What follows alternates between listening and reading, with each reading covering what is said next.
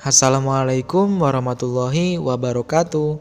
Perkenalkan, saya Khairun Syafi'i dan rekan saya Hutia dari Prodi Manajemen Pendidikan Islam. Pada kesempatan kali ini kita akan sedikit banyak membahas tentang konsep dasar penerimaan peserta didik. Nah, ada 3 poin pembahasan. Yang pertama yaitu kebijakan penerimaan peserta didik, kemudian yang kedua sistem penerimaan peserta didik, dan kemudian yang ketiga orientasi penerimaan peserta didik.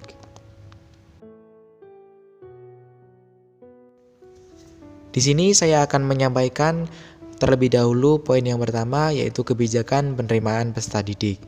Nah, peserta didik dapat diterima di suatu lembaga pendidikan seperti sekolah haruslah memenuhi persyaratan-persyaratan yang telah ditentukan. Sungguh pun setiap orang mempunyai hak yang sama untuk mendapatkan layanan pendidikan. Tidak secara otomatis mereka dapat diterima di suatu lembaga pendidikan seperti sekolah, sebab untuk dapat diterima haruslah terlebih dahulu memenuhi kewajiban yang telah ditentukan. Nah, di sini ada 3 macam kriteria penerimaan peserta didik yang akan saya sampaikan. Yang pertama yaitu kriteria acuan patokan.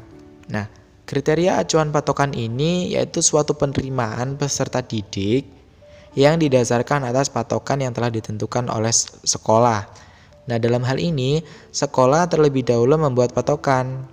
Nah, bagi calon peserta didik dengan kemampuan minimal setingkat dengan sekolah yang menerima peserta didik. Sebagai konsekuensi dari penerimaan yang didasarkan atas kriteria, jika semua calon peserta didik yang mengikuti seleksi memenuhi patokan minimal yang ditentukan, maka mereka harus diterima semua. Sebaliknya, jika yang mendaftar kurang memenuhi patokan minimal, maka tidak diterima atau ditolak. Kemudian yang kedua yaitu kriteria acuan norma. Nah, penerimaan calon peserta didik yang didasarkan atas keseluruhan prestasi calon peserta didik yang mengikuti seleksi. Nah, dalam hal ini sekolah menetapkan kriteria penerimaan berdasarkan prestasi keseluruhan peserta didik. Kemudian yang ketiga yaitu kriteria yang didasarkan atas daya tampung sekolah. Sekolah terlebih dahulu menentukan berapa jumlah daya tampungnya atau berapa calon peserta didik baru yang akan diterima. Setelah sekolah menentukan, kemudian meranking peserta siswa mulai dari yang berprestasi paling tinggi sampai dengan prestasi paling rendah. Penentuan peserta didik yang diterima dilakukan dengan cara mengurut dari atas sampai ke bawah hingga daya tampung tersebut terpenuhi. Kemudian pembahasan yang selanjutnya yaitu sistem penerimaan peserta didik. Ada 2 sistem penerimaan peserta didik yang akan saya sampaikan. Yang pertama yaitu menggunakan sistem promosi, yang kedua yaitu menggunakan sistem seleksi. Nah, apa sih yang dimaksud dengan sistem promosi? Yaitu penerimaan peserta didik yang sebelumnya tanpa menggunakan seleksi. Mereka yang mendaftar sebagai peserta didik di suatu sekolah diterima begitu saja karena mereka yang mendaftar menjadi peserta didik tidak ada yang ditolak. Sistem promosi yang demikian secara umum berlaku pada sekolah yang pendaftarannya kurang dari jatah atau daya tampung yang ditentukan. Kemudian yang kedua yaitu menggunakan sistem seleksi. Nah, adapun sistem seleksi di sini ada 4 jalur. Yang pertama yaitu jalur zonasi, kemudian yang kedua itu jalur afirmasi, kemudian yang ketiga jalur perpindahan tugas orang tua atau wali, dan kemudian yang keempat yaitu jalur prestasi.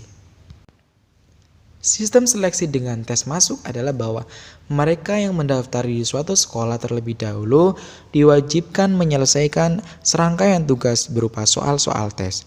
Jika yang bersangkutan dapat menyelesaikan suatu tugas berdasarkan kriteria tertentu yang telah ditentukan, maka ia akan diterima. Sebaliknya, jika mereka tidak dapat menyelesaikan berdasarkan kriteria tertentu yang telah ditentukan, maka mereka tidak diterima. Kemudian, pembahasan selanjutnya akan disampaikan oleh rekan saya, Hutia. Sistem penerimaan peserta didik melalui sistem seleksi dibagi menjadi 4 jalur. Berikut penjelasan dan syarat tiap jalur menurut Peraturan Menteri Pendidikan dan Kebudayaan Nomor 44 Tahun 2020 tentang PPDB pada TK, SD, SMP, SMA, dan SMK. Yang pertama yaitu jalur zonasi. Jalur zonasi ditetapkan berdasarkan domisili peserta didik dan sekolah. Artinya, sekolah bakal diprioritaskan bagi siswa dengan domisili terdekat. Ketentuan domisili dibuktikan lewat alamat pada kartu keluarga yang diterbitkan paling singkat 1 tahun sejak pendaftaran PPDB. Peserta PPDB yang memilih jalur zonasi juga bisa melakukan pendaftaran jalur afirmasi atau jalur prestasi di luar wilayah zonasi domisili. Tiap sekolah diharuskan menerima paling sedikit 50% dari daya tampung melalui jalur zonasi. Penetapan wilayah zonasi dilakukan masing-masing pemerintah daerah. Yang kedua yaitu jalur afirmasi. Jalur afirmasi diperuntukkan bagi siswa dari keluarga ekonomi tidak mampu. Siswa yang mendaftar lewat jalur ini bisa memilih sekolah di dalam maupun luar wilayah zonasi domisili. Hal ini dibuktikan melalui keikutsertaan siswa dalam program keluarga tidak mampu dari pemerintah pusat atau daerah. Orang tua atau wali harus menyertakan surat bersedia diproses hukum jika kedapatan memalsukan bukti. Untuk itu, sekolah dan pemerintah daerah juga diwajibkan melakukan verifikasi data keikutsertaan dalam program keluarga tidak mampu dan melihat kondisi keluarga siswa di lapangan. Yang ketiga yaitu ada jalur perpindahan tugas orang tua atau wali. Siswa yang mendaftar lewat jalur perpindahan tugas orang tua atau wali harus menyertakan surat penugasan dari instansi, lembaga, kantor, atau perusahaan orang tua. Selain untuk siswa perpindahan orang tua atau wali, jalur ini juga bisa digunakan untuk anak guru. Tiap sekolah diberikan kuota paling banyak menerima 5% dari daya tampung melalui jalur ini. Yang terakhir yaitu jalur prestasi. Jalur prestasi dapat ditempuh menggunakan nilai ujian sekolah atau ujian nasional. Dari jalur prestasi ini dapat digolongkan menjadi 3 macam. Pertama, seleksi berdasarkan daftar nilai EBTA murni atau DANEM. Yang kedua, berdasarkan penelusuran minat dan kemampuan (PMDK). Sedangkan yang ketiga adalah seleksi berdasarkan hasil tes masuk.